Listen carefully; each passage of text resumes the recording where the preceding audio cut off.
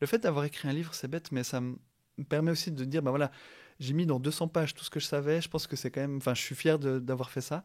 Et je me dis, ben voilà, maintenant, je peux vraiment me considérer comme formateur, même si certains vont dire que non, c'est pas le cas. Ça, il y en a, ça fait 10 ans qu'ils sont dans l'intelligence artificielle. Alors pas ChatGPT, mais intelligence artificielle qui peut remettre en cause ça. Et, euh, et d'être aussi à l'aise avec qui on est, avec ce qu'on fait, c'est important. Salut et bienvenue au podcast Développement avec Brian Oumana. Pourquoi ce podcast? Pour apprendre, être inspiré et partager tout ça avec toi. Dans cet épisode, j'échange avec Mathieu Cortési, expert en réseaux sociaux et stratégie digitale et formateur ChatGPT. Aujourd'hui, il est suivi par plus de 200 000 personnes sur ces différentes plateformes. Dans cette partie 1, on a abordé plusieurs thèmes comme évidemment ChatGPT. Il nous dit comment ChatGPT a changé sa vie. Il nous partage des conseils pour mieux utiliser ChatGPT. On parle de prompt et de la méthode qu'il intitule Actif. On parle de son livre qui s'appelle ChatGPT en entreprise. On parle de la pertinence du livre, étant donné que ChatGPT évolue très rapidement. On parle du syndrome de l'imposteur, de la chance et bien d'autres points. C'était son premier podcast et donc tu auras la chance de l'entendre partager des thématiques qu'il n'avait jamais abordées auparavant. Il y a 1 an, Mathieu découvrait ChatGPT. Aujourd'hui, il en vit. C'est un raccourci, mais c'est inspirant pour celles et ceux qui veulent se lancer. Premier podcast, premier livre. Mathieu offre 20% de rabais sur sa formation en ligne sur son site outilla.fr que tu retrouveras dans les commentaires. Il te suffit simplement d'utiliser le code promo DABU pour développement avec Brian Oumana et tu auras 20%, donc saisis cette opportunité. Je te souhaite un excellent épisode.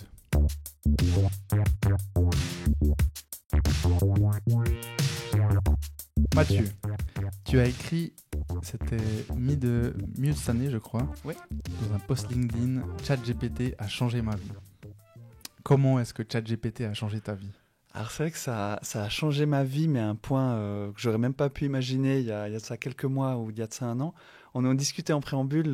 C'est vrai que maintenant je suis formateur ChatGPT et intelligence artificielle. Je le dis maintenant, même si ça fait pas longtemps et puis que j'osais pas toujours le dire. Il y a toujours des fois ce syndrome de l'imposteur avec ça. Mais peut-être pour revenir au tout début, ma carrière. Voilà, on va commencer par ça, ma carrière. Moi, je viens du domaine de la communication et des réseaux sociaux. Et pourquoi je suis tombé là-dedans? C'est parce que pendant mes études, il y a un petit outil qui est venu de la Silicon Valley qui a tout changé pour la manière de communiquer. Cet outil s'appelle Facebook. Je ne sais pas si tu as entendu parler Ça me dit un vaguement, truc, voilà, ouais, ça me dit un vaguement. truc. C'est le réseau social de vieux maintenant, mais à l'époque, ça changeait tout. Et quand c'est arrivé, je me suis dit, ah, mais tiens, ça va tout changer. Donc je me suis formé là-dedans et c'est devenu mon métier. Donc j'en ai fait pendant 15 ans. J'ai donné des formations autour de ça pendant 10 ans. Et je ne pensais pas revivre quelque chose autant grand, une telle révolution avant novembre 2022, où un autre outil de la Silicon Valley est arrivé qui s'appelle ChatGPT. Je ne sais pas si tu as entendu parler aussi. Et surtout, ça m'a permis, en fait, je me suis dit, voilà, ça va tout changer. Et en fait, ce que j'ai fait, je me suis dit, ben, tiens, fais-moi une stratégie réseaux sociaux. Donc j'ai fait, puis en fait, j'étais abasourdi parce qu'il m'a répondu. Je dis, mais mince, en fait, il fait autant bien que moi, voire mieux, donc je vais perdre mon emploi. Et mince, ça faisait 15 ans Et que je là, fais ça. c'était 3.5. Oui, c'était 3.5. Et d'ailleurs, c'est drôle parce que je l'ai revu encore récemment dans le cadre d'une formation. Je me dis, attends, c'était vraiment bien. Et en fait, c'était nul. Donc en fait, voilà, mon métier, j'aurais pu le garder. Mais j'ai commencé à partager des contenus. Alors pour la petite histoire, c'est sur TikTok que j'ai partagé un contenu. C'était un tutoriel ChatGPT. Et en me disant, bah voilà, je vais essayer de voir ce que ça donne. Et il a été vu plus de 500 000 fois. Donc c'est l'avantage de TikTok, c'est qu'on peut monter vite et redescendre vite. Et je me dis, bah, tiens, vraiment cet outil m'intéresse, j'ai envie de comprendre comment il fonctionne. Et du coup, j'ai fait des découvertes, je me suis formé et j'ai partagé d'autres tutoriels sur LinkedIn, qui a été vu aussi des dizaines, voire des centaines de milliers de fois sur Instagram. Et en quelques mois, en fait, j'ai atteint, là, en fait, c'est tout récent, mais j'ai atteint les 100 000 abonnés sur Instagram, 27 000 sur LinkedIn. J'ai lancé une newsletter qui est suivie maintenant par 14 000 personnes. Et en fait, il y a eu une vague énorme, que je ne m'attendais pas à ça. Et donc, en fait, j'avais des sollicitations d'entreprises, de particuliers qui me demandaient pour des formations. Puis, ben, me suis dit, ben oui, je suis formateur, ça fait 10 ans que je fais ça, je vais essayer de me lancer là-dedans. Et en fait, c'est à ce moment-là que ma vie a changé. Parce que ça faisait peut-être 10 ou 15 ans que je me disais, est-ce que je me mets indépendant ou pas? Et je me dis, bah, si je ne le fais pas maintenant, je ne le ferai jamais. Et en fait, c'est aussi, peut-être c'est quelque chose qu'on a parlé en préambule, et puis je suis content de pouvoir en parler dans ton podcast. Je l'ai aussi dit dans une autre publication sur LinkedIn, mais à ce moment-là, en fait, en novembre 2022, au-delà du fait que c'était la sortie de ChatGPT, c'était aussi un moment assez difficile dans ma vie professionnelle, mais aussi personnelle, dans le sens où j'étais en fait en arrêt maladie, en burn-out.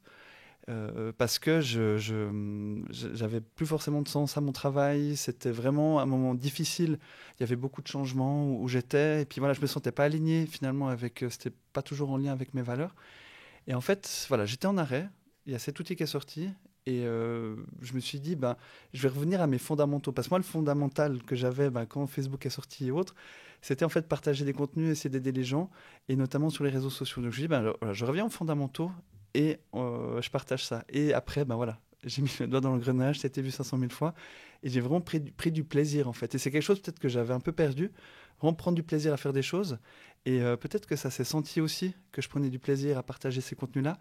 Et donc ouais, ça a vraiment changé ma vie à un point auquel j'aurais même pas pensé. Aussi, puis depuis que j'ai écrit cette publication LinkedIn, en fait, plein de choses sont arrivées. J'ai écrit un livre. C'était un de mes rêves d'enfant. Je disais aussi à 5 ans, je voulais faire 2 métiers, c'était pompier fleuriste et écrire un livre. Et c'est vraiment ça. Ouais. Alors voilà, le pompier fleuriste, il faudra que j'attende, il faudra un prochain podcast qu'on pourra faire ensemble. T'as encore quelques années. Voilà, c'est ça. Je me dis, j'ai encore un peu de temps. Mais du coup, ouais, d'écrire ce livre, ça faisait longtemps que je m'étais dit, je pourrais faire ça, mais je l'avais aussi un peu mis de côté. Parce pas le temps, voilà, je travaillais, c'était impossible. Puis une maison d'édition m'a contacté, même plusieurs, pour être transparent. Okay. Et c'est la maison. Alors, plutôt française. Française. D'ailleurs, il y a beaucoup de gens qui pensent que je suis français. Donc je le dis, voilà, on est en Suisse, on fait un podcast en Suisse, c'est pour ça que ça m'a fait plaisir qu'on puisse faire ça ensemble. Donc voilà, né à La Chaux-de-Fonds, je vis à Yverdon, travaillé à Lausanne et à Genève, donc il n'y a pas plus suisse que moi pour ça. Et donc voilà, plutôt des maisons d'édition françaises. Et Diathéno, notamment, qui m'avait vu, je crois, sur Instagram. Ouais. Et le courant est très vite passé avec Clara, qui est mon éditrice chez Diathéno. Et vraiment, le cours est bien passé. J'ai commencé à écrire et je me suis pris au jeu. Après, c'était intense parce qu'il y avait beaucoup de choses à écrire. Mais heureusement, j'ai pu me nourrir de mes découvertes, de mes formations. Et le livre, au moment où on enregistre ce podcast, il n'est pas encore sorti. Demain, demain ce sera le grand jour. Le 9 novembre. Et j'ai beaucoup de retours positifs, je peux le dire, mais plein d'amour, en fait, de la part de ma communauté. C'est vrai que j'avais de la peine à réaliser parce que ça allait tellement vite. Mais j'ai beaucoup de retours positifs, des gens qui font mes formations, qui prennent le livre pour Noël. Et donc voilà, je peux me considérer comme auteur maintenant. Enfin, vraiment, je suis arrivé à un point, il y a 1 an, c'était un peu difficile. Et puis 1 an après, maintenant j'ai écrit un livre, je deviens formateur professionnel. Et j'ai aussi eu la chance, ça je ne réalise pas encore, mais d'avoir été dans les 100 personnalités de Suisse romande par le journal Le Temps, que je remercie encore au passage. D'ailleurs, mais je crois que je leur avais dit, mais au moment où ils m'avaient envoyé l'information, je croyais que c'était un spam. Je dis, vous êtes sûr, c'est moi? Et après, c'était intéressant parce que j'y étais la semaine dernière, justement. Ouais. C'était vraiment un bel événement. Enfin, je pense pour la Suisse romande, c'est important d'avoir des événements comme ça. Exactement, ouais. Et voilà, beaucoup de personnalités et autres. Et c'était intéressant parce qu'il y avait 2 sujets forts, mais un de ces sujets, c'était la Suisse de demain et beaucoup d'intelligence artificielle. Puis on voit que ce domaine-là, en un temps record, ça touche tout le monde. Je le vois aussi dans mes formations. C'est pas que le community management, quand je faisais mon premier prompt en novembre 2022, ça touche tout. Vraiment tous les domaines de l'entreprise, c'est vrai que et même à titre personnel, vraiment il y a un côté un avant et après ChatGPT, puis un avant et après intelligence artificielle. Et ça, c'était vraiment un des sujets qui étaient les plus traités à ce forum des 100. Et c'était intéressant de voir aussi les visions de chacun, que ce soit des scientifiques aussi. Il y a une scientifique de PFL qui est là depuis, ça fait des années qu'elle est autour de ça, puis qui était vraiment une vue intéressante sur aussi le besoin de réglementer, mais de garder l'innovation. Je pense que c'est important aussi d'avoir cet aspect innovation-là. Et donc c'était vraiment une belle journée, bel accomplissement. Et puis, je me réjouis de 2024 parce que voilà, j'ai aussi plein de projets, aussi plein de choses voilà, que j'ai mis un peu de côté, que je peux faire maintenant. Mais aussi le podcast qu'on fait ensemble aujourd'hui parce qu'il faut le dire, on s'était connus il y a longtemps maintenant. Hein, complètement. C'était une formation par rapport à un blog sur le blogging et autres qu'on avait fait à Neuchâtel. Oui. Et puis, c'est vrai que des sollicitations, j'en avais avant, certaines. Puis je disais toujours non, j'ai pas le temps. Et là, maintenant, je vais pas dire que j'ai beaucoup plus de temps parce que, en réalité, pas forcément, vu que j'ai 2 enfants. Mais j'ai plus de temps pour ce genre de choses, faire des choses qui me plaisaient et qui me plaisent. Et j'ai vraiment plaisir à être là avec toi, pouvoir échanger. Et donc voilà, tu m'as posé qu'une question et j'ai répondu. Non, mais voilà, le challenge pour toi, ça serait d'essayer de ne pas me faire parler pendant des heures parce que moi, je m'arrête jamais. C'est effectivement un challenge, mais j'ai appris que maintenant je dois couper. Voilà, c'est ça. N'hésite pas, je prendrai pas mal. Ouais. Non, mais alors, tu as donné beaucoup d'informations. Une des questions que je pose après l'intro, c'est qui es-tu? Donc, oui. tu as répondu. Par contre, juste pour rebondir sur ton livre, oui. Tu dis que c'est depuis ce post où justement tu dis que ChatGPT a changé ta vie, que tu as écrit un livre, que tu es devenu finalement professionnellement indépendant, formateur. Mais le livre, tu l'as écrit en combien de temps? Ouais, je l'ai écrit, alors pour être honnête, j'ai écrit en 3 mois. Je sais 3 que mois, okay. C'est court. Et la question que tu pourrais me poser, je m'auto-interview, mais c'est ce que j'ai fait avec ChatGPT. Alors, j'aime bien répondre ça parce que c'est vrai, il n'y a pas une seule ligne qui a été écrite par ChatGPT dans le livre. Pas une seule, je tiens à le préciser.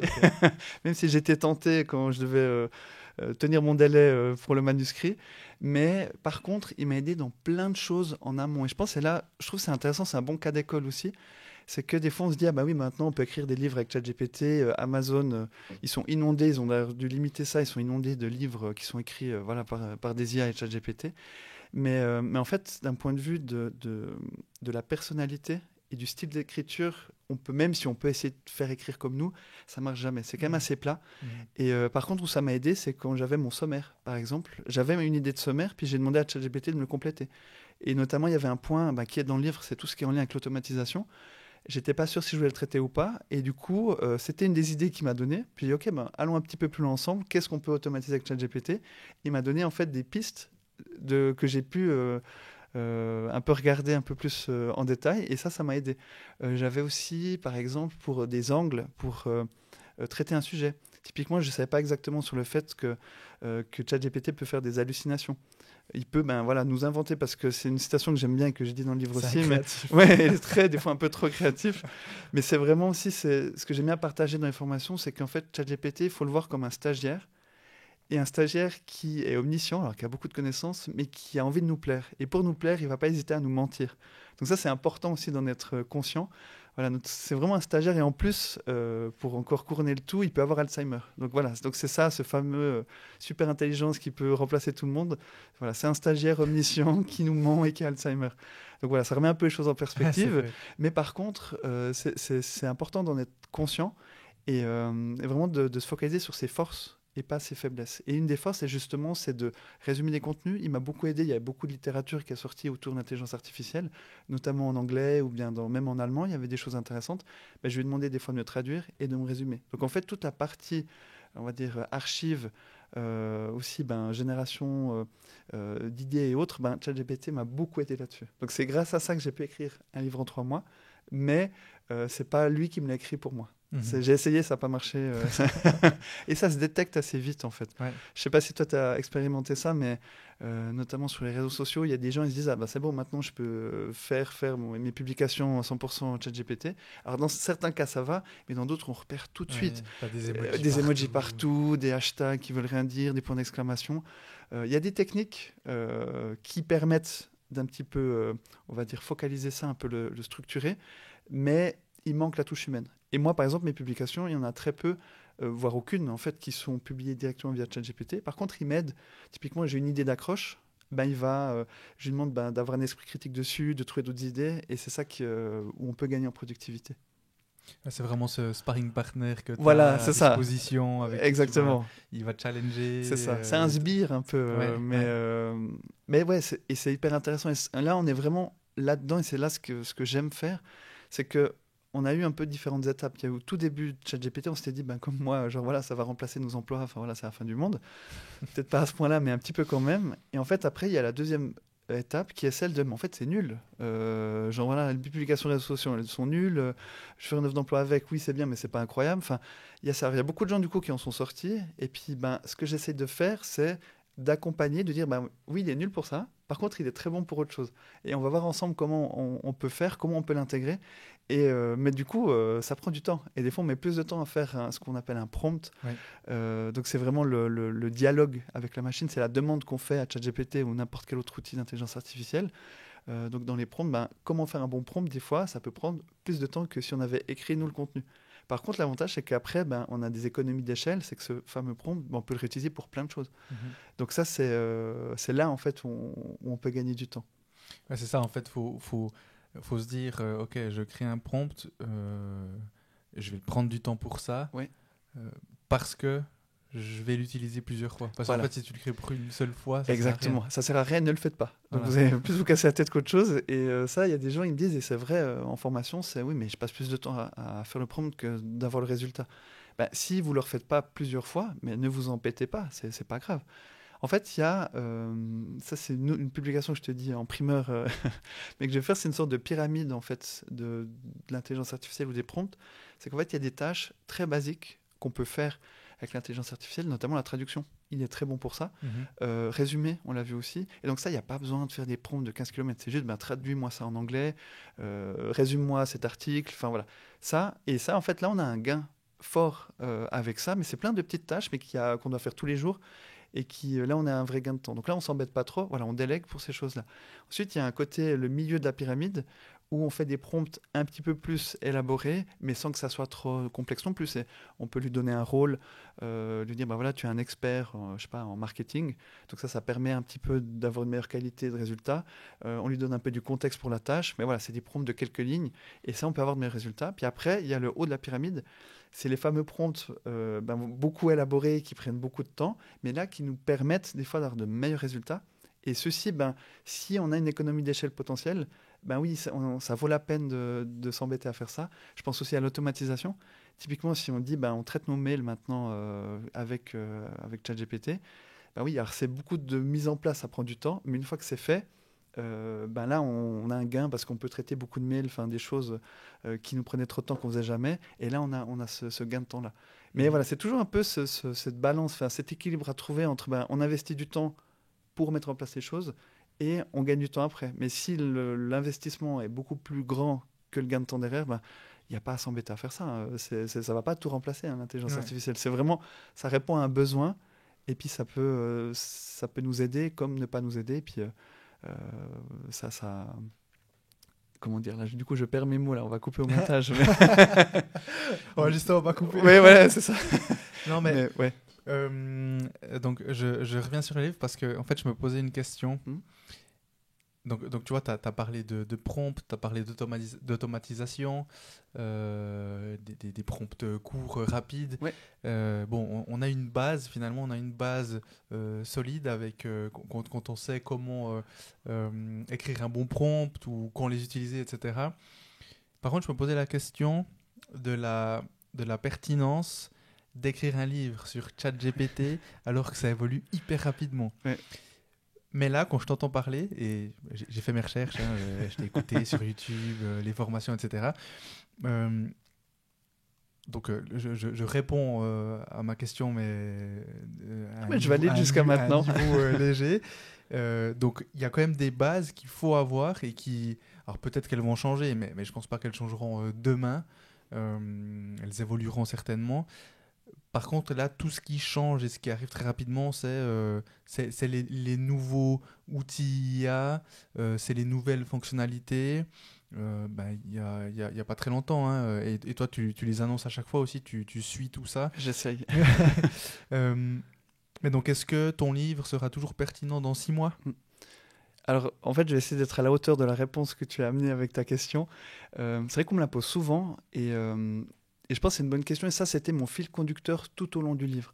Je refais un parallèle avec les réseaux sociaux. Il y a un livre de Guy Kawasaki, c'était The Art of Social Media, que justement, à l'époque, j'avais beaucoup lu. Et en fait, que je relis régulièrement. Alors quand je dis régulièrement, c'est pas tout le temps, mais tous les 2 ans. Et il avait mis en place des principes à l'époque pour les réseaux sociaux qui sont encore pertinents maintenant. Ok. Et il parlait de réseaux sociaux, alors des choses qui sont un peu datées. Par exemple, il parlait de Google+. Les plus vieux d'entre nous s'en rappellent encore, mais qui sont voilà, qui n'est plus du tout utilisé, qui est mort maintenant. Mais par contre, la manière dont il traitait ça, c'était vraiment très pertinent et ça l'est encore maintenant. En fait, pourquoi ? Parce qu'il regardait vraiment les principes derrière les réseaux sociaux. Et puis il disait quelque chose qui, je le dis encore maintenant, et puis même ça s'applique à l'intelligence artificielle, donc c'était tellement visionnaire. Mais en fait, il disait que la technologie, ça arrive à la fin. En fait, c'est si à l'époque, il y a toujours le dernier réseau social à la mode, ben, voilà, à l'époque, c'était Facebook, Twitter, entre-temps, ben, Snapchat, TikTok. Et il y a toujours un peu des entreprises qui se disent « Ah, il faut qu'on soit sur TikTok parce que c'est le truc des jeunes et tout. » Mais si ça ne répond pas à un besoin au départ, un besoin de communiquer ou un besoin de son audience, ça n'a pas d'intérêt. Et puis ça, c'était le genre de choses qui étaient écrites dans son livre et qui m'avaient toujours intéressé puis que j'applique encore maintenant. Et pour le livre ChatGPT que j'ai écrit, je me suis dit, ben voilà, il faut que dans 2 ans ou plus, il soit encore pertinent. Et notamment, ben, ce que j'ai un petit peu expliqué là, la manière de faire un prompt et autres, c'est finalement une grammaire d'utilisation qui est pertinente maintenant et je pense qu'elle sera encore pertinente après. Et c'est vraiment dans cette optique-là que j'ai fait, par exemple aussi l'intégration de l'intelligence artificielle en entreprise, c'est vraiment des principes presque de gestion de projet en fait, de dire ben voilà, de trouver des ambassadeurs au sein des entreprises, de mettre en place une charte d'utilisation pour accompagner les employés, enfin tout ce genre de choses. C'est des choses, ben, je vais dire, peu importe les réseaux sociaux, même si ChatGPT n'existe plus et que c'est un autre qui a pris le dessus, ben, ça sera des principes qui seront toujours applicables. Donc c'est vraiment pour ça que j'avais voulu écrire ce livre, au-delà de mon rêve d'enfant pompier fleuriste, mais c'était de se dire, ben voilà, c'est un livre de chevet, en tout cas pour moi, et qui peut aider d'autres personnes, mais tout en étant voilà, à jour sur le côté stratégique. Et évidemment, bah, il va être désuet pour dire, au moment d'enregistrer ce podcast, il y a 2 jours, il y a eu des immenses annonces d'OpenAI qui parlaient, bah, maintenant il y aura des chatbots équivalents de ChatGPT, mais qu'on pourra créer nous-mêmes sans coder, qui permettent justement de comment dire, lui donner une tâche très précise. Par exemple, on va avoir notre robot marketing ou notre robot RH qui peut nous aider, puis on peut lui poser des questions très spécifiques. Donc ça, c'est aussi une nouvelle manière de faire. Je trouve que c'est hyper intéressant. Et donc évidemment, j'en parle pas dans le livre parce que ça n'existait pas. Mais par contre, pour, on va dire, programmer ce chatbot, ben, de faire des bons prompts et tout, ben, c'est des choses qui sont encore utiles. Donc de maîtriser cette grammaire, je pense que c'est important, puis c'est dans le livre. Puis aussi, une réponse que j'aime bien apporter, c'est que ben, j'ai ma newsletter. Et donc dans le livre, je fais aussi des liens avec ça. Et puis ben, pour toute nouvelle information, ben, je la mets soit sur les réseaux sociaux, soit sur ma newsletter. Donc ce côté mise à jour, ben, les gens peuvent l'avoir avec ça. Mais par contre, vraiment tout le côté stratégie, j'ai mis ça dans le bouquin. Ok. Mais et donc, pourquoi ChatGPT en entreprise et pourquoi pas les LLM en entreprise? Ouais. C'est une bonne question là. Des fois, j'ai douté aussi. Ouais. Après, ce qui est intéressant avec ChatGPT, puis je l'ai avec les formations, c'est que des fois, on me demande... par exemple, moi, je me considère comme formateur ChatGPT. Oui, oui. Après, même si je donne aussi en IA au sens large, je fais mid-journée ou autre. Mais en fait, c'est parce que j'ai remarqué que, en fait, souvent, les gens font le lien entre ChatGPT et intelligence artificielle. Et parce qu'en fait, c'est une bonne porte d'entrée vers l'intelligence artificielle. Pourquoi ? Ben, déjà, la logique de prompt qu'on applique à ChatGPT s'applique dans tous les outils IA. Des fois de manière différente, mais c'est la même logique d'interface. Et en fait, tous les gens ont essayé au moins une fois, enfin, ceux qui ont utilisé l'intelligence artificielle ont essayé au moins une fois ChatGPT. Et on voit que... donc c'est vraiment une bonne porte d'entrée. Et je me suis dit, ben, finalement, les gens vont utiliser plutôt cet outil, donc je vais accompagner avec cet outil, mais je le dis aussi dans le livre, il y en a d'autres alternatives comme Google Bard, Claude AI aussi, qui est un concurrent très sérieux. Mais finalement, indépendamment de ChatGPT, la logique de prompt ou autre sera exactement la même. Donc c'est un peu une manière de rentrer dans le monde de l'intelligence artificielle pour le grand public. Et d'ailleurs, c'est aussi pour ça une citation que j'aime bien sortir, c'est que c'est Jensen Huang, le PDG de Nvidia, qui disait que ChatGPT... Ouais. mais jamais à toutes les sauces, mais elle est vraiment vraie. C'est que c'est le moment iPhone de l'intelligence artificielle. Dans le sens où, bah, comme l'iPhone à l'époque, bah, les smartphones, ça existait déjà avant. Moi, en tant que vieux, j'avais mon Nokia, je disais, ah, c'est la révolution. Puis après, l'iPhone est arrivé, je dis, ah non, ça, c'est la révolution. Et parce que ben, voilà, ça a mis en place plein de standards et surtout, ça a permis au grand public d'avoir accès à ça. Et ChatGPT, c'est exactement la même chose. C'est un peu au carrefour de la hype, comme on a pu avoir avec le Bitcoin ou bien je sais pas, le Web 3 avant, qui était peut-être un peu moins connu, mais quand même, et un côté vraiment technologique fort. Pour moi, c'est aussi le parallèle que je fais avec Google. En fait, c'était des ingénieurs, Google. Enfin, ils ont juste trouvé un moteur de recherche qui était 100 fois mieux que tous les autres. Ben, ChatGPT, c'est un peu pareil. Et donc, ça a permis d'avoir ce côté, comme on a un peu tous les 10 ans, tous les 20 ans, une révolution technologique, ben, c'est vraiment arrivé à ce niveau-là.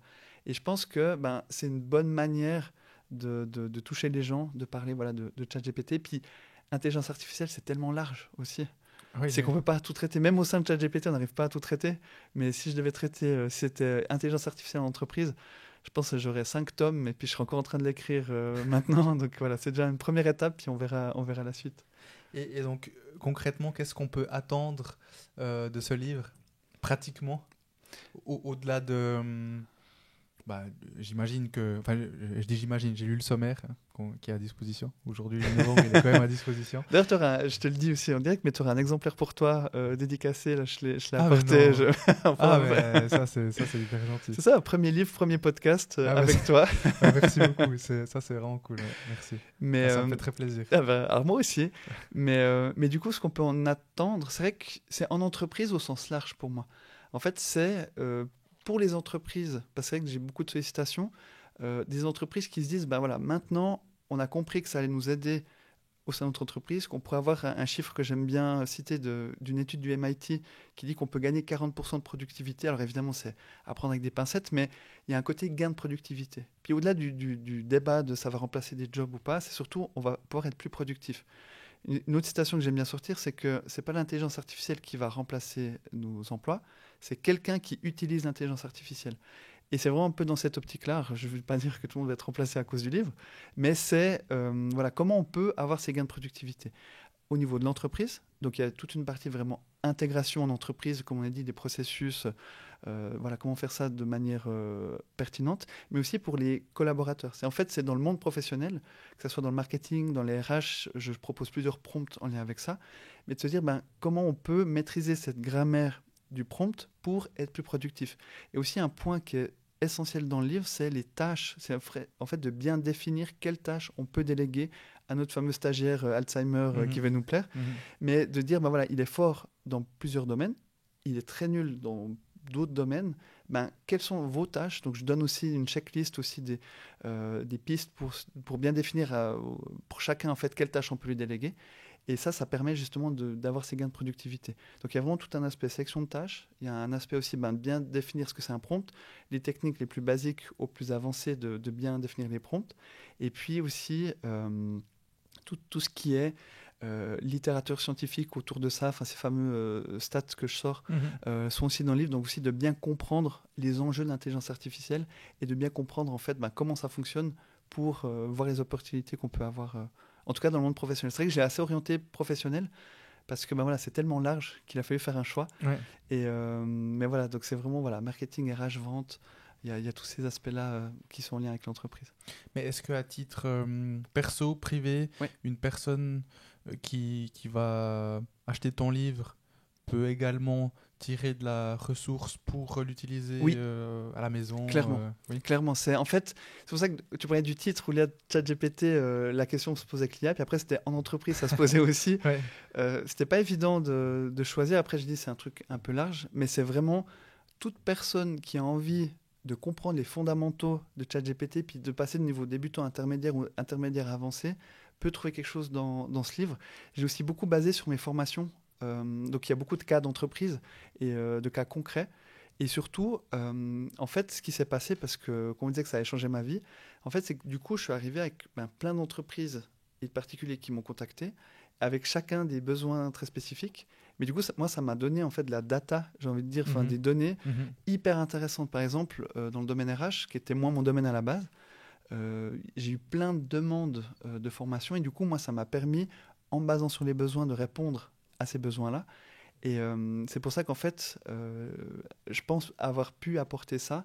Et c'est vraiment en fait le retour de mes formations, donc avec des gens qui avaient des besoins concrets, que j'ai pu faire ce livre. Donc vraiment, c'est moi le but aussi dans tout ce que je fais, et j'espère que ça se sent, c'est que les gens puissent tirer quelque chose. Enfin, c'est pas théorique, c'est très applicable. En fait, la théorie est toujours au service de l'applicabilité, en fait, au service du concret. Donc il y a vraiment plein d'exemples, typiquement...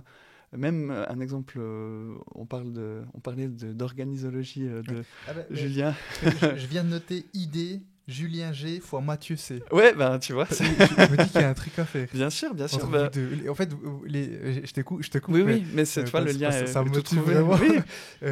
Lui, donc le but de Julien, bon, je ne veux pas parler pour lui, mais c'est d'aider les gens à être plus productifs. Ouais.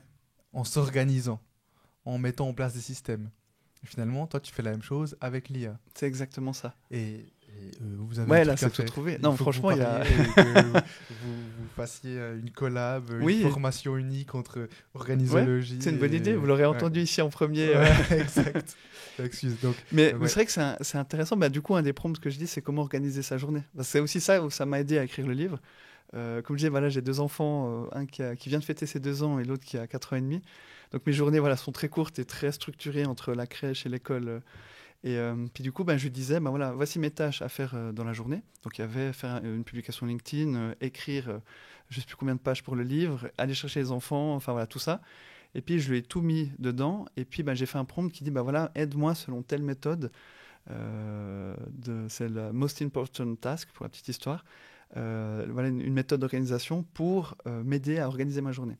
Et du coup, je lui fais ça, donc c'est dans le livre. Puis après, il m'a fait un horaire en fait pour ma journée pour arriver avec cette méthode justement de la tâche la plus importante, de la faire au meilleur moment de la journée et de pouvoir aller chercher les enfants à l'heure, et aussi de faire des petites pauses bienvenues. Donc ce genre de choses, ça peut aider au quotidien. Et du coup, moi, ça m'a aidé aussi pour le livre. Aussi, une autre anecdote, mais par exemple, je devais faire un index à la fin, ce qui est la chose la plus ennuyeuse du monde. Mais il fallait que je le fasse, puis j'avais très peu de temps pour le faire. Du coup, j'ai demandé à ChatGPT de le faire. Et du coup, j'ai mis le prompt aussi à la fin de si vous voulez une fois écrire un livre et faire un index, vous avez un prompt avec ça. Donc en fait, et comme tu dis très bien, c'est que c'est au service de quelque chose en fait. Tout ça, intelligence artificielle, et ça fait partie des pistes aussi pour moi pour l'année prochaine. C'est m'associer aussi avec des experts dans leur domaine, que ce soit au domaine RH ou Julien aussi pour le côté organisation, et dire voilà, vous avez la connaissance métier. Moi, j'ai des connaissances en prompt engineering et autres, et avec certaines aussi connaissances métiers. Comment on peut appliquer vos connaissances dans le cadre de prompt pour gagner du temps? Et ça, Julien, il y a un monde à découvrir aussi. C'est clair. Donc non, bonne idée. Je me joindrai à vous, je sais pas quelle forme. On va trouver. Amener le café, quelque chose.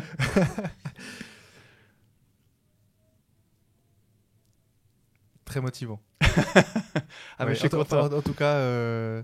acheter le livre, ça donne envie de se plonger plus là-dedans. D'ailleurs, le livre, quand même qu'on le dise, où est-ce que les gens peuvent l'acheter? Tu m'as parlé en off, donc c'est pas encore fait, hein? Payot Chaux de Fonds, ou c'est déjà? Pas encore, c'est en discussion. Non, il est disponible chez eux, mais je suis en discussion avec eux pour faire une séance de dédicace. Okay. C'est vrai que je suis chaudefonnier d'origine aussi. Peut-être ça s'entend avec mes R. Et du coup, je regardais pour faire des séances de dédicace, notamment à la Chaux-de-Fonds. Mais il y a pas encore... À Neuch, non? À Neuch aussi, je les ai contactés. Alors, pour être transparent, je les ai contactés il n'y a pas longtemps. Ouais. Parce qu'en fait, j'ai tellement de choses à faire. Mais du coup, ça peut peut-être se faire à Neuch. On pourra peut-être le dire après coup. Mais j'aimerais bien, Neuch, Chaux-de-Fonds, Yverdon, aussi peut-être Lausanne. Ah ouais. Donc, oui, j'habite Yverdon. Donc ça, c'est en cours de discussion. Après, c'est toujours des questions de place qu'ils peuvent avoir et puis disponibilité. Mais en tout cas, dès l'instant que j'aurai des dates, je les mettrai sur mes réseaux sociaux, que ce soit sur Instagram, sur LinkedIn et autres. Et puis peut-être que d'ici là, on pourra le mettre dans le podcast, dans la description. Ouais. Mais oui, j'ai envie. C'est drôle parce que c'est un exercice assez nouveau pour moi aussi. On va dire cette notoriété, toute proportion gardée. Mais même si je faisais déjà des choses avant, mais c'est vrai que du coup, j'ai un peu une notoriété qui est venue d'un coup. Et plein de gens, en fait, au moment où j'ai annoncé, il y a très peu, il y a quelques jours que j'ai annoncé que dans ma newsletter et sur les réseaux sociaux que je sortais le livre. Puis je me disais, est-ce que ça va intéresser les gens? Puis en fait, j'ai eu plein de messages, et notamment des gens qui me disaient, il est disponible chez nous et tout. Est-ce que tu fais des dédicaces? Je dis, non, j'ai pas pensé à ça. Alors, il faut que j'essaie d'en organiser. Et ça fait plaisir d'avoir aussi ce retour de la communauté. Et j'avoue que j'ai de la chance parmi les créateurs de contenu. J'ai une communauté qui est vraiment très, très, très bienveillante. Et ça, c'est chouette. Je crois que des haters ou autres, j'en ai aucun ou peu. Ouais, c'est vrai. vraiment, alors, il y en a un qui m'avait, du coup, peut-être qu'il va se reconnaître, mais qui s'était fiché de moi. Ouais, c'est ça. Non, mais c'était bien parce que je me suis dit, il y a un haut niveau, en fait. Parce qu'il s'était, je crois qu'il avait critiqué ma manière, enfin, la méthode, ce que j'appelle la méthode active pour faire des prompts, qui est un moyen mnémotechnique, en fait, pour les résumer en quelques mots, mais c'est faut faire une action, donner un contexte, une tonalité, une identité, donc un rôle, et puis un format. C'est toutes des choses que je développe dans le livre, mais ça, c'est ces petites techniques qui permettent d'améliorer les résultats. Puis il disait, ouais, non, c'est nul. Moi, j'invente la méthode passif, puis il avait inventé des trucs. Et je disais, mince, c'est chouette, parce que même pour se ficher de moi, il a un bon niveau, et c'était assez intéressant. Donc il a creusé. Donc voilà, c'est le seul hater que j'ai eu jusqu'à maintenant, puis je pense même pas que c'est un hater vraiment. Ouais. Donc ça, c'est chouette. Mais c'est vrai que c'est aussi beaucoup de travail aussi de répondre. Et si des gens m'ont contacté, j'aurais pas répondu tout de suite, je m'excuse. Parce que c'est vrai qu'il y a tout un travail à faire. Et ça, je le délègue pas à ChatGPT, je tiens à le dire. Tu le fais toi. Voilà, je le fais moi. Donc, en tout cas, t'es accessible. Hein, ouais, j'essaye de garder ça. Tu m'as répondu. Ouais, oui, mais voilà, tu vois, j'ai mis un peu de temps aussi. Ça c'est normal. Mais ça me permet aussi, ça me donne cette chance. Et ça, c'est vraiment un point... même si c'est tout neuf pour moi, c'est de pouvoir faire les choses un peu au feeling. Et c'est des choses, tout au long de ma vie ou de ma carrière, ça m'a toujours aidé.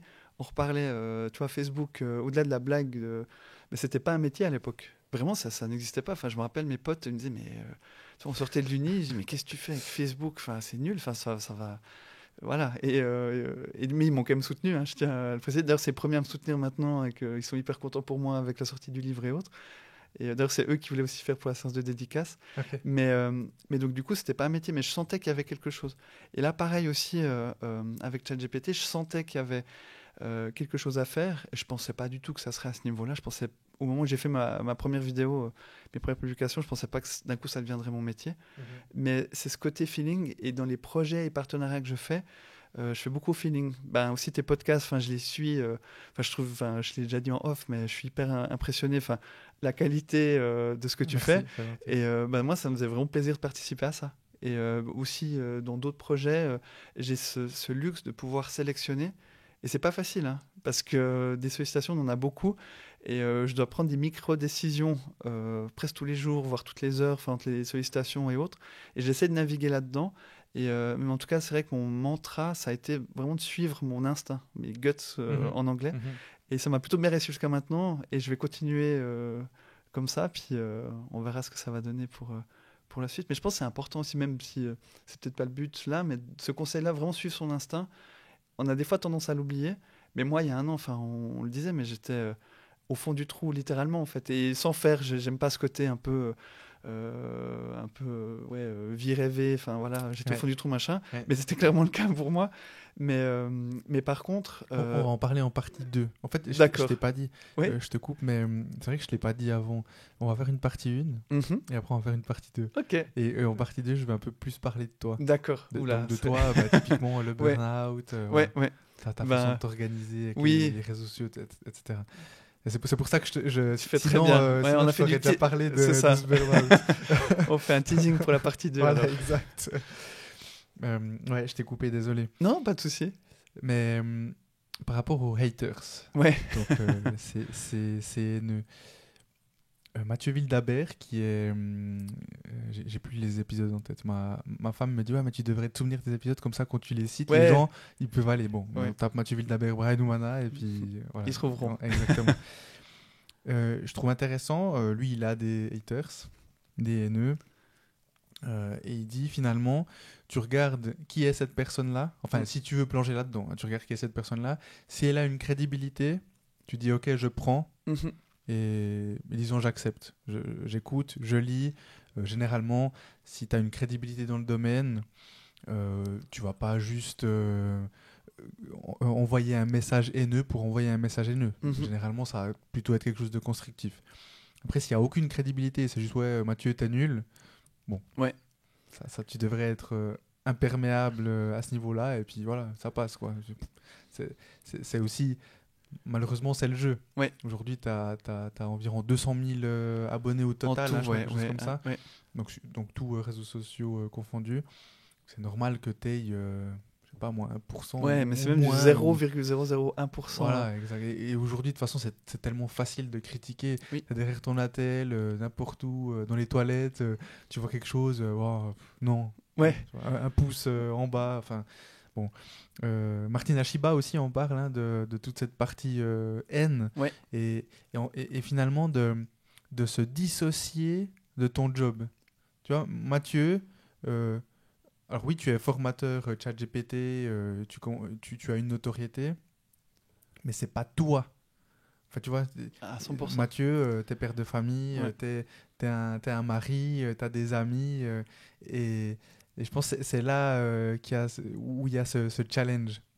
C'est vrai que c'est pas toujours facile de dissocier ça parce que au-delà du côté haters, c'est un truc aussi que j'ai pris assez frontalement pour refaire le teasing de la partie 2 aussi. Mais c'était au moment de j'appelle ma mue en fait.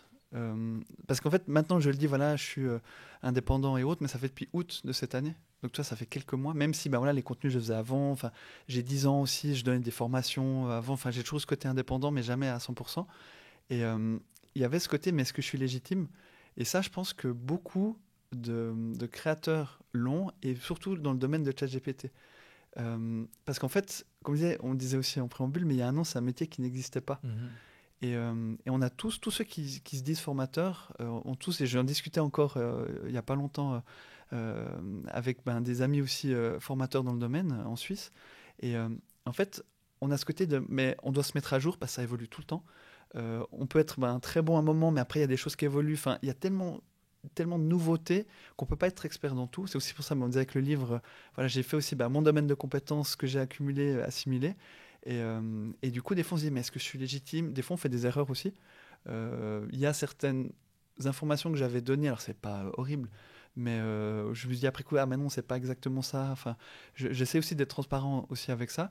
Mais du coup, quand tu as quelqu'un qui après remet en compte ce que tu as fait, des fois, tu peux le prendre au-delà du fait que ça soit négatif ou autre. Tu te dis, mais oui, mais mince, est-ce que je suis légitime? Enfin, vraiment, syndrome de l'imposteur, j'ai l'impression qu'il est encore plus amplifié dans mon domaine d'activité. Mais maintenant, je pense que je prends avec plus de philosophie. Le fait d'avoir écrit un livre, c'est bête, mais ça me permet aussi de dire, voilà, j'ai mis dans 200 pages tout ce que je savais. Je pense que c'est quand même, enfin, je suis fier d'avoir fait ça.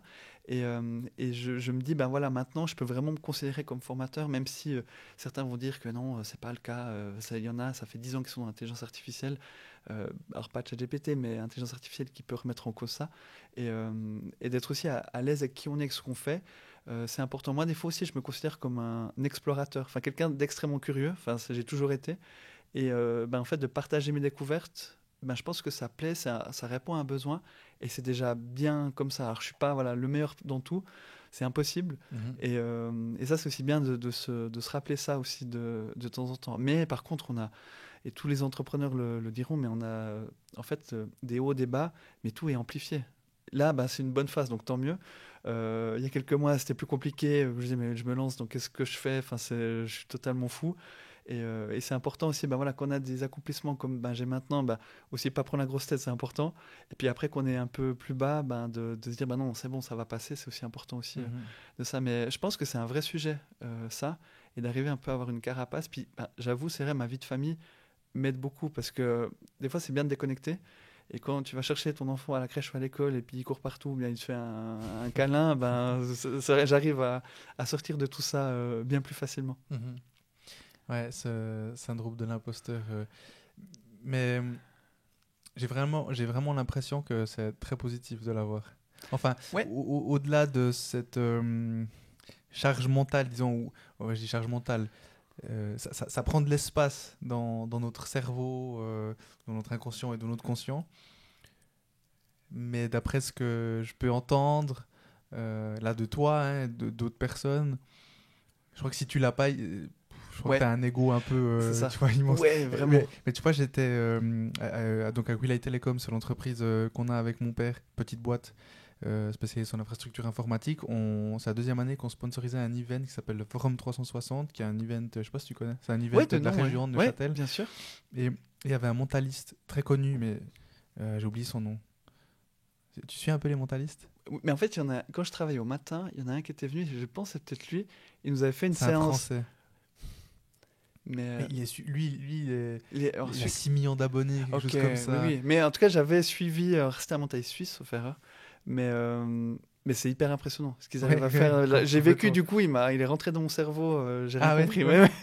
Mais bon, il a parlé du syndrome de l'imposteur. Il a dit, que lui aussi, il l'avait, etc. Et il a dit, et je sais plus quelle actrice, mais une actrice très connue, il y a une jeune qui faisait un casting, et cette actrice très connue lui a demandé comment tu te sens, est-ce que ça va avec la pression, le stress. Elle a dit non, moi j'ai jamais de stress. Et l'actrice lui a répondu, donc cette actrice très connue lui a répondu, t'auras du stress quand t'auras du talent. et bim. Ouais, parce qu'en fait, ce mentaliste-là, mais ça m'énerve un peu de plus me souvenir de son nom. Bref, c'est pas grave. Dit que avant de monter, tout le temps, chaque fois qu'il va monter sur scène, il a quand même cette pression, ce petit stress. Et tu le vois, il est hyper à l'aise, il a une rhétorique incroyable, il parle hyper bien. Pourtant, il a quand même ça. Ouais. Mais je pense vraiment le jour où tu l'as plus, que ce soit le stress ou ce syndrome d'imposteur, il faut vraiment te poser des questions. Et puis, je pense que moi, je l'aurais jamais, mais c'est dans ma nature. Enfin, je peux pas ne pas l'avoir. Après, je pense qu'il faut le dompter, en fait. Il faut après se rassurer, se dire, voilà, je suis bon dans ça ou comme ça. Et je pense que c'est vraiment important. Puis vraiment, je répète, dans ce domaine dans lequel on est, ChatGPT ou autre, il faut l'avoir. Parce qu'il faut se remettre en question, ça bouge tellement vite. Et les choses changent et c'est passionnant. Mais c'est vrai que c'est beaucoup. Enfin, voilà, il faut être tout le temps à jour et tout ça. Mais c'est vrai qu'aussi, pour revenir, il y avait certains, d'autres formateurs aussi, qui, des fois, sur mes posts, parce que des fois, j'annonce des choses. Et puis, il y en avait un qui est Ludovic Salen, qui est un YouTuber maintenant, qui a fait aussi un blog comme moi à l'époque. C'est vrai que j'en ai pas parlé, mais j'avais fait aussi des blogs. Ouais. J'ai fait tellement de choses. Des fois, j'en oublie. Mais et qui, on se connaît depuis très longtemps. Et qui, lui, c'est aussi spécialisé dans l'intelligence artificielle, ChatGPT, sur YouTube. Et une fois, un de mes posts, il avait fait une remarque, mais qui était vraiment pertinente quand tu dis aussi selon la notoriété de la personne. Et puis, c'était tout bêtement, c'était sur un plugin, sans rentrer dans le détail, mais Canva qui était dans ChatGPT. Puis moi, j'ai dit, oui, c'est potentiellement super bien. Et sur le potentiel, c'est bien. Puis il me disait, ouais, moi, j'ai testé, c'est pas ouf. Puis j'avais testé aussi. Après coup, j'avais testé un peu plus en détail. Et c'est vrai que c'était pas incroyable.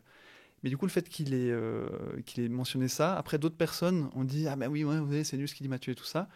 Et puis, et c'est là, et c'est tout à son honneur, mais il m'a dit non, moi j'apprécie beaucoup ce que fait Mathieu. Je voulais juste dire, dans ce cas-là, selon mes tests, c'est ça. Et du coup, moi j'avais réagi aussi, d'ailleurs de manière transparente. Dans ma newsletter aussi, j'avais annoncé que ça existait, mais qu'il fallait prendre avec des pincettes. Mais du coup, il avait aussi l'intelligence aussi, de pas après me dire on va le remettre en question et tout. Et je trouvais ça bien, et ça nous permet d'avancer aussi, en fait, ce genre de critique constructive.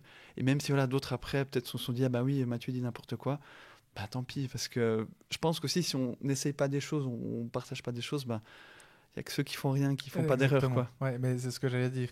Ceux qui vont critiquer, ceux qui juste comme ça, sans contenu réel derrière, malheureusement, on s'en fout. Mais c'est celles et ceux qui ne font rien, c'est celles et ceux qui n'essayent pas, c'est celles et ceux qui ont des frustrations, c'est celles et ceux qui ont peur d'essayer parce qu'ils ont peur de l'échec. Enfin, tu vois. Ouais. Là, heureusement qu'il y a des personnes comme cette personne-là qui t'a dit ça de manière transparente.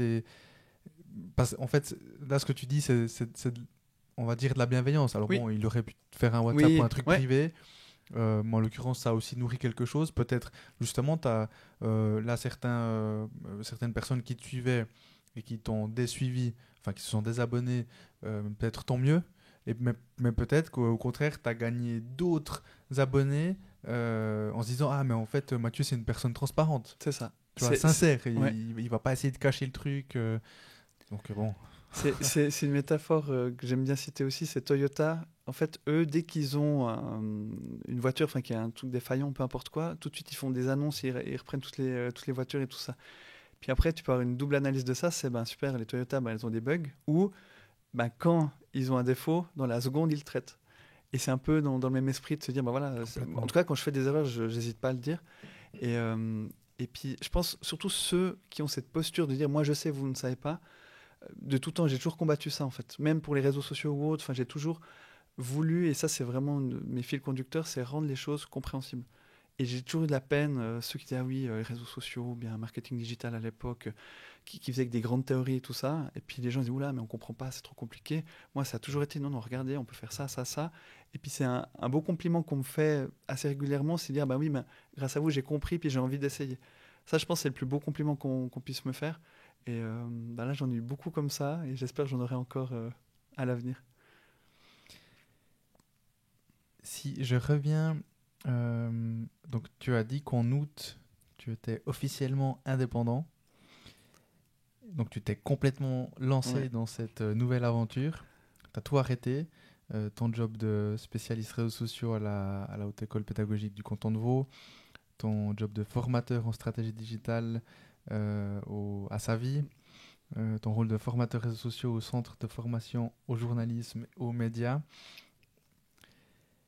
Et donc, tu as dit, ça fait 10-15 ans que tu te poses la question, bon, est-ce que je me lance, est-ce que je ne me lance pas après, tu as eu ce moment down, ce moment en bas, burn-out, fin d'année passée.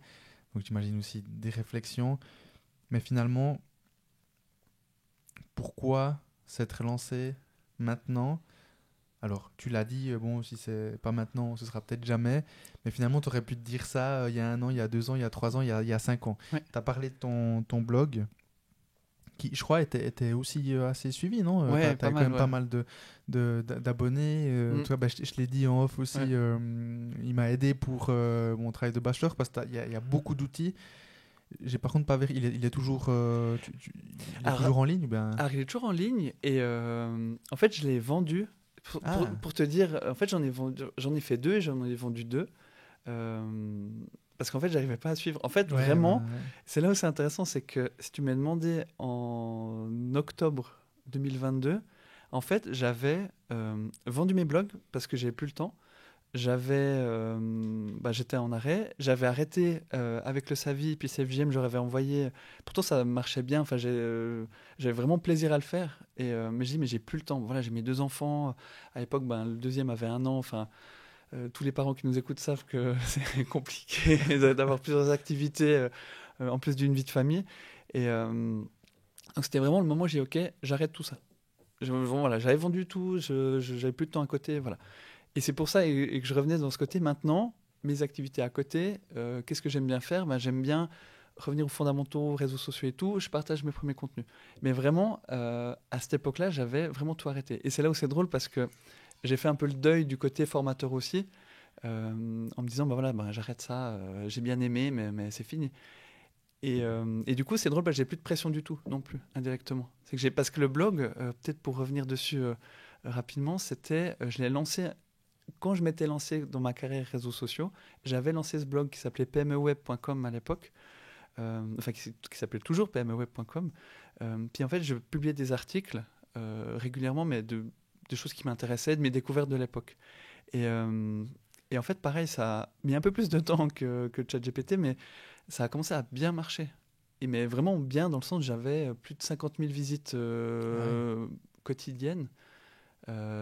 C'était quotidienne. Ouais, à l'époque c'était la folie.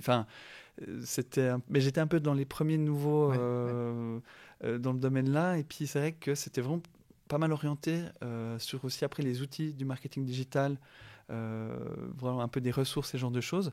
Et puis j'ai à cette époque-là s'est posé la question, est-ce que je deviens vraiment indépendant et je deviens vraiment blogueur professionnel ? Ça paraît vieux de dire ça maintenant, mais ça existait et ça existe encore, des gens qui sont devenus des médias. Il y a le blog du modérateur, par exemple, on a commencé un peu en même temps. Et à cette époque-là, j'avais hésité, puis je ne l'avais pas fait. Et c'est pour ça que je me suis dit, j'ai laissé passer ma chance, ou autre, mais parce que ce n'était pas le bon moment, je ne le sentais pas, et puis c'était... mais vraiment, je me suis dit, mais voilà, c'était mon moment, et puis j'aurais pu. Et puis après, j'ai fait un deuxième blog, mais pareil, un peu, qui s'appelait Le Monde du Mail, là plutôt orienté emailing, parce que c'est des choses qui m'intéressaient à l'époque, et qui a bien marché aussi. Alors je ne suis pas arrivé à 50 000 visites quotidiennes, mais j'étais bien à 10-20 000. mais pareil, c'était parce qu'il n'y avait plus de pression dans le sens de résultats et autres. C'était un peu une sorte de hobby.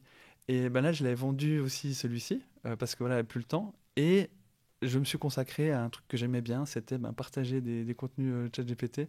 Et on a vu ce que ça a donné.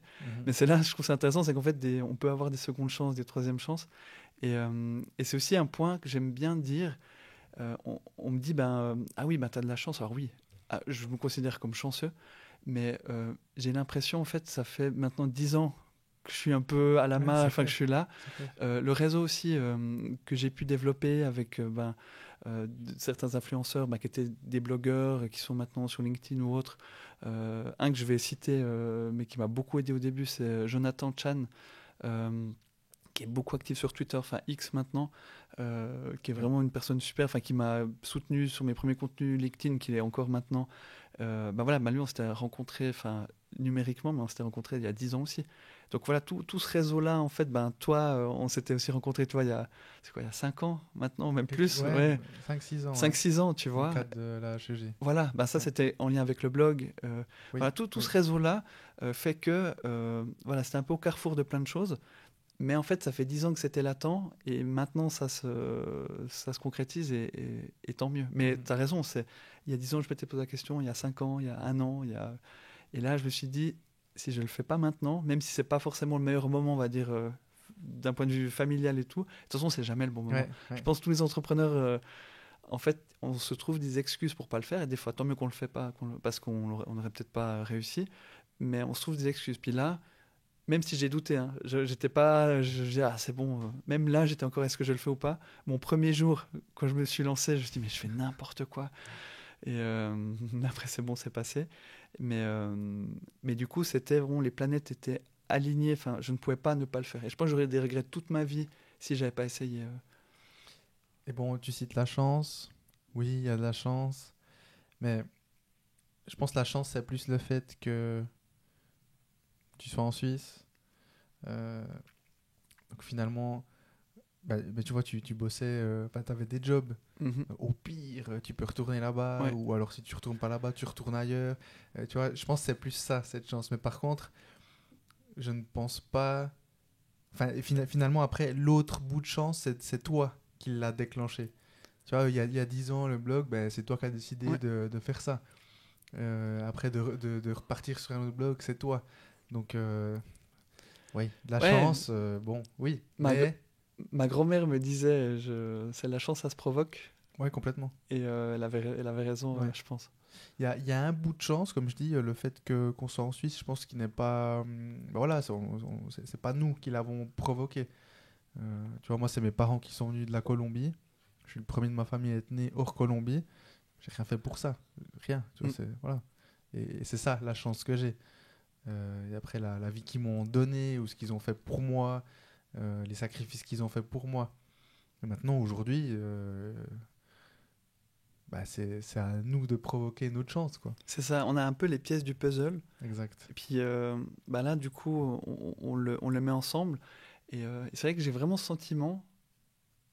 j'ai plein de pièces de puzzle qui se sont accumulées au fil des années. Puis des fois qui se mettaient pas ensemble. Puis là, maintenant, il y a plein de choses qui se mettent bien ensemble. Mais par contre, c'est à nous de le faire. C'est pas quelqu'un d'autre qui va le faire à ta place. Puis faire sa propre voix. Enfin, j'ai l'impression de faire des trucs motivation à 2 balles, mais c'est vraiment le cas. C'est important de faire sa propre voix. Et c'est ce que j'ai toujours fait jusqu'à maintenant. Je dis, en fait, tous mes métiers n'existaient pas. Réseaux sociaux, ça n'existait pas. ChatGPT, ça n'existait pas. Mais maintenant, ça existe. Et tant mieux, quoi. Mais comme tu dis, c'est en fait la somme de tout, de notre famille et tout. Et c'est important aussi d'en être conscient, ça. Puis de voir d'où on vient. Puis ça nous permet de mieux aller où on veut aller après. Complètement. Et si on revient sur ChatGPT, t'en as cité d'autres. Tu as cité d'autres LLM, tu as cité Bard de Google, tu as cité Claude AI. Oui, d'Anthropic. Exact. Tu as parlé de ta méthode active. Je voulais juste, par rapport à cette méthode active, finalement, on la retrouve très facilement chez toi. On tape Mathieu Cortési, pardon. Ou bien outil.ia. C'est ça, outil.ia.fr. Outil.ia, voilà. D'ailleurs, je vais peut-être le mettre, je vous le dis, mais peut-être mettre en .ch. Ah ouais? Parce que, bah oui, en fait, j'ai mis T'as .fr. acheté le domaine? Oui, Ah heureusement. bon. Ouais, moi, je ne dirais pas. Je les ai tous. Ok. Mais parce que si, à l'époque, au tout début, quand j'ai fait Outilla, je me suis dit, je vais refaire un blog. J'en ai déjà fait 2. Puis je dis, c'est quand même beaucoup les Français qui me suivent. Oui. Donc je dis, je prends .fr cette fois. Et c'était une décision très mauvaise. Parce que au fil des évolutions, c'est beaucoup la Suisse en fait qui me suit. Ah ouais. Et du coup, là, je suis en train de voir pour faire évoluer en .ch. Mais donc, ça reste, de toute façon, même si c'est en .ch, si vous mettez .fr, ça sera redirigé. Ouais. Okay. Et donc, ce que je voulais dire par là, c'est que finalement, c'est typiquement si on fait, ma femme et moi, on a fait ta formation gratuite pour l'instant. Merci. Merci à toi. et justement, tu parles, tu montres, tu montres ce que c'est, actif. Je voulais quand même juste le dire comme ça. Donc, tu as dit que c'était l'action, le contexte, la tonalité, l'identité et le format. Et j'ai juste repris, j'ai pris une capture d'écran d'un prompt idéal que tu montres justement lors de cette formation où tu dis... donc, si on reprend un peu les différents... la méthode, donc agis comme un consultant en stratégie e-commerce. Là, on est dans l'identité. Mm-hmm. L'entreprise est active dans le domaine de... Disons, là, on est chez Schwab System, à Gampelen, donc disons du bois ou de l'architecture. Mm-hmm. Répond aux 5... Donc là, on est dans le contexte. Oui. Ensuite, répond aux 5 questions les plus fréquentes des utilisateurs. Là, on est dans l'action. Écrit dans un style professionnel. La tonalité et donne-moi ta réponse sous forme de liste. Là, on est dans le format. Et donc là, on est dans le prompt idéal avec cette méthode active. Ensuite, je t'ai entendu, je crois que c'est une des dernières formations vidéo que tu as faites avec je ne sais plus quel média français, média, entreprise, blog, où tu dis qu'il y a encore 2 points qui sont essentiels aujourd'hui. C'est de dire à ChatGPT de respirer profondément. et ça, c'est hyper intéressant. Oui. Parce que là, on le dit comme ça, respirer profondément. On dirait que, on n'a pas fumé. On dirait que ChatGPT va inspirer et expirer. C'est ça. Mais en fait, après, je veux bien que tu l'expliques parce que c'est intéressant. Et après, de répondre étape par étape. Oui. Donc, est-ce que tu peux juste parler à propos de ces 2 points supplémentaires? Oui, alors le côté respirer, je trouve là on touche un truc passionnant en lien avec l'IA. C'est qu'alors, on vous rassure, il ne va pas vraiment respirer. Par contre, c'est de comprendre aussi le fonctionnement de ChatGPT. En fait, en comprenant mieux le fonctionnement, on comprend mieux comment on peut jouer avec. Donc là, déjà, avec la méthode actif, ça permet en fait de mettre, j'appelle ça des leviers en fait, de lui donner un rôle, ça permet de l'aider en fait à dire ok, j'ai ce rôle-là, donc ma réponse sera meilleure. Et en fait, ChatGPT, il est fait avec plein de données. En fait, il y a des données, ce qu'on appelle d'entraînement. Donc, il a siphonné Internet et plusieurs bases de données pour finalement s'entraîner. Et c'est ça qui lui permet de donner une meilleure réponse. Et en fait, ces données-là, c'est des données humaines. Ça peut être Wikipédia, des articles de presse ou des forums. Et en fait, dans ces forums, ce qui a été vu, c'est que souvent, quand on demandait aux gens de prendre le temps, alors de respirer ou bien de vraiment prendre le temps pour donner la réponse, les réponses étaient meilleures. Donc ça, en fait, ChatGPT, dans son entraînement, ça lui permet de se dire, ok, quand on me dit ça, je vais donner une meilleure réponse. Et par meilleure réponse, c'est qu'il va aller plus loin dans ces données. Parce qu'en fait, pour la version gratuite, c'est 175 milliards de données, en fait. Donc c'est gigantesque. Puis pour la version 4, la payante, c'est encore 10 fois plus. Mais en fait, dans toutes ces données-là, nous, quand on lui pose une question via un prompt, il va aller plus ou moins loin dans ces données. Et en fait, en disant... respire un coup, il va aller plus loin, il va nous donner une meilleure réponse. C'est toujours l'analogie de, il va dans l'arrière-boutique, puis il va plus ou moins loin dans ses stocks par rapport à ça. Et ça, c'est intéressant parce qu'il y a une autre étude aussi qui est sortie récemment, qui dit que si on joue sur le côté émotionnel de ChatGPT, on peut avoir de meilleures réponses parce qu'en fait, il est entraîné avec des données humaines. Donc il y a un côté très humain avec la machine, et ça, c'est passionnant de jouer avec ça. Par exemple, on peut lui dire, tu peux mieux faire. Par exemple, il nous répond, il dit, mais maintenant, tu peux mieux faire. Et en fait, il se dit, ok, je peux mieux faire, alors tiens, je vais donner une autre réponse. Et donc ça, de jouer avec ça, c'est passionnant. Puis on a un peu cette limite entre l'humain et la machine. Et alors oui, c'est une forme d'anthropomorphisme, mais pas. Ça reste une machine. Enfin, elle n'est pas consciente. Et ça, c'est important d'en être aussi conscient aussi. Anthropomorphisme. Oui, pardon, c'est de dire, ben, on donne des capacités humaines à des objets ou des choses. Ok. Par exemple, je sais pas si on dit, ben, ma voiture, je sais pas, j'appelle, ah oui, c'est ma petite préférée, machin. Ben, du coup, on donne un comportement humain à sa voiture. Ok. Et ben là, c'est pareil avec ChatGPT. Donc en fait, c'est pas vraiment une réflexion humaine, mais par contre, vu qu'il était entraîné avec des données humaines, il y a des biais qu'on peut sur lesquels on peut jouer, et ça, c'est passionnant. Puis les chercheurs, typiquement, ChatGPT, enfin OpenAI, donc la société qui fait ChatGPT, il y a des choses auxquelles ils n'avaient même pas pensé.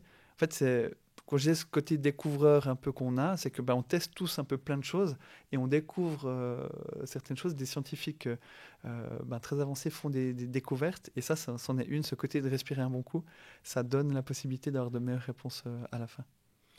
Et étape par étape, donc de répondre Oui, étape par étape. de répondre étape par étape, ça, euh, c'est ce qu'on appelle la chaîne de réflexion. Sans rentrer dans le détail, c'est que quand je disais la définition d'un prompt, donc c'est le dialogue avec une machine, il y a vraiment un côté dialogue. Et ce côté dialogue, c'est important de se dire, bah tiens, on pose une question, on obtient une réponse, on relance et on obtient une réponse, puis on dialogue avec la machine. Et en fait, ça, ce côté chaîne de réflexion, les différentes étapes, on peut typiquement, un exemple que j'aime bien donner, c'est le domaine du marketing, c'est pour on peut mettre en place un persona. Donc un persona en communication marketing, c'est un client idéal ou plusieurs clients idéaux qu'on peut avoir et qui sont personnifiés. Donc on peut dire, bah voilà, c'est Brian qui a tel âge et puis qui a tel intérêt et puis qui a des indicateurs démographiques. Puis on se dit, ok, ben ça c'est un de nos clients potentiels. Puis on peut en avoir un deuxième, un troisième. Et en fait, ChatGPT peut nous aider pour ça. Il y a un prompt qui permet de définir ça. Mais une fois qu'on l'a défini, c'est bien, mais après on peut relancer. Typiquement, on peut dire maintenant qu'on a défini ça, l'étape d'après, c'est de se dire, ok, ce client, ce Brian, notre client idéal, on va essayer de lui faire, par exemple, un mail de prise de contact parce qu'on veut lui vendre quelque chose. Vu que maintenant, c'est bien défini ce que c'est, on peut dire, maintenant, génère-moi des titres des objets d'email pour contacter Brian, notre client idéal. Puis ensuite, c'est quelle objection Brian peut avoir avec notre produit.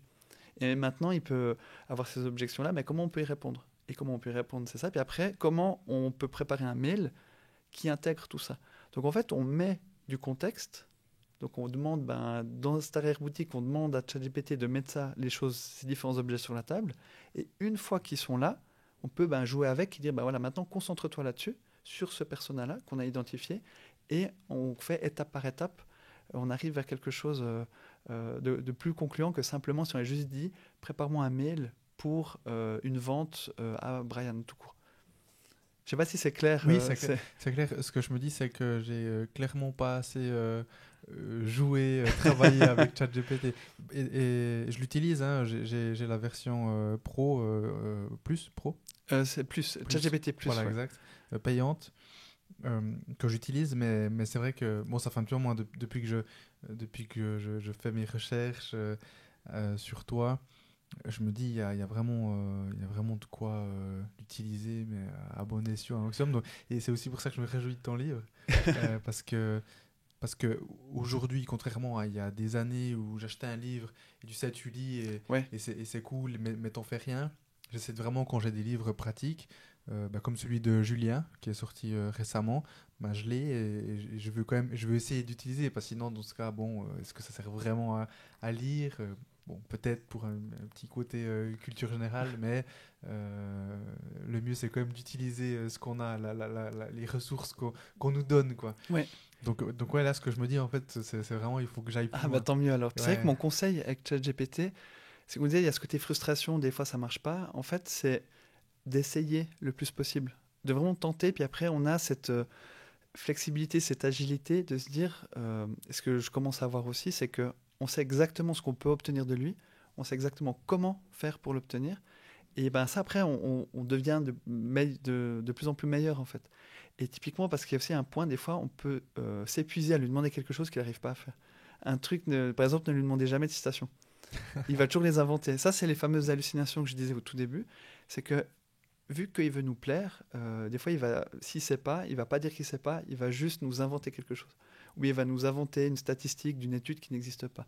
Ça, c'est parce que, tu l'as mentionné, le côté LLM, donc c'est Large Language Model. Donc en fait, c'est on va dire l'algorithme qui est utilisé dans les modèles ChatGPT ou autres. Donc en fait, comment dire, sans rentrer dans le détail, mais il calcule la probabilité d'une réponse. Donc en fait, il va nous donner à chaque fois la réponse la plus probable. Donc il est excellent pour ça, il est vraiment très fort. Mais du coup, il va calculer chaque mot, de dire, ok, la plus grande probabilité, c'est qu'il y ait ce mot, après ce mot, après ce mot, après ce mot. Et en fait, les réponses qu'il nous donne, qui nous paraissent humaines, alors il est très fort pour ça, mais en fait, c'est juste une probabilité de réponse. C'est pour ça que si on lui donne typiquement un rôle ou bien un contexte ou autre, on va jouer sur cette probabilité, puis on va aller le guider vers ce qu'on veut qu'il nous donne. Mais la manière dont il est construit fait qu'il y a peut-être des choses qui sont un peu moins probables, mais il va donner la plus probable pour lui. Donc si on fait des questions très larges, on a plus de chances qu'il bug et puis il dit qu'est-ce que je dois faire, j'ai trop de réponses possibles, je donne celle-ci puis c'était pas la bonne. Donc ça, c'est aussi important d'en être conscient et d'essayer d'éviter d'avoir des hallucinations avec ChatGPT. C'est pas une source de contenu. Ça, c'est aussi un point qui est important, c'est que des fois on l'utilise comme Google. Alors déjà, Google n'est pas forcément la meilleure source de contenu du monde, mais avec ChatGPT, c'est encore pire parce qu'en fait, il va des fois nous inventer des choses. Et par contre, il va être très bon pour résumer, pour trouver des idées, pour, si on le cadre bien, par exemple, rédiger du contenu. Mais par contre, comme source d'information, il faut vraiment... ça va être juste des fois, mais ça va être faux d'autres. Donc, c'est important d'en être conscient, ça aussi. Très bien, Mathieu. Je te propose qu'on passe à la partie 2. Ouais, avec plaisir. Merci d'avoir écouté cet épisode et s'il t'a plu, pour m'aider à continuer, abonne-toi à Développement avec Brian Oumana sur ta plateforme de podcast préférée et ou sur YouTube et n'oublie pas de donner ton avis en le notant. Je te donne rendez-vous le vendredi dans 2 semaines pour la partie 2. Ciao, ciao!